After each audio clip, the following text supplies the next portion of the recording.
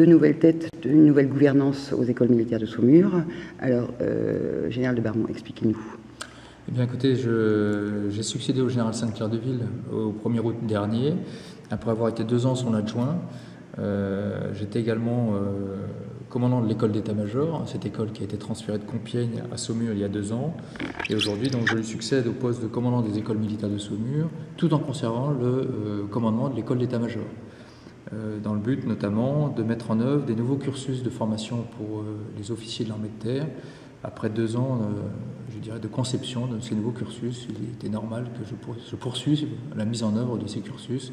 Et c'est en ce sens que j'ai conservé le commandement de l'école d'état-major tout en prenant le commandement des écoles militaires de Saumur.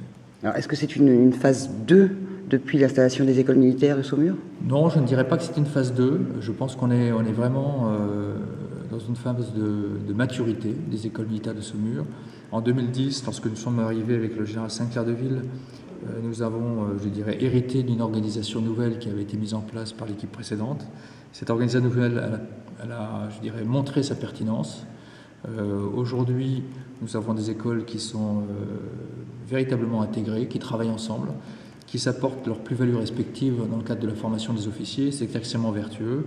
Et de surcroît, je dirais, ce regroupement d'écoles de pieds différents induit l'affectation à Saumur d'officiers, de sous-officiers et de soldats qui proviennent de tous horizons de l'armée de terre, et ça confère à Saumur une école qui a un caractère très interarmes, très éclectique, et ça donne je dirais, une alchimie tout à fait à la fois sympathique et efficace.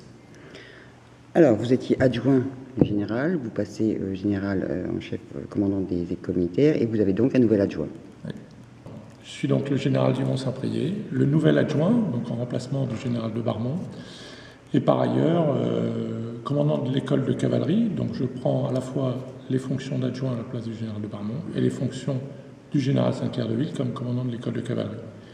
Cette école, elle garde exactement les mêmes missions qu'auparavant, c'est-à-dire que je suis d'une part responsable de la formation des officiers et des sous-officiers de la cavalerie, qui passent tous par cette école pour être formés à différents niveaux.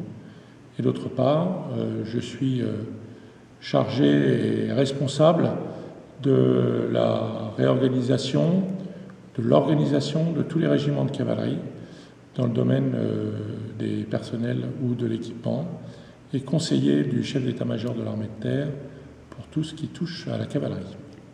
Et vous n'êtes pas un inconnu du Saumurois? Et je ne suis pas un inconnu du Saumurois, puisque, comme beaucoup d'officiers, j'y ai fait plusieurs séjours.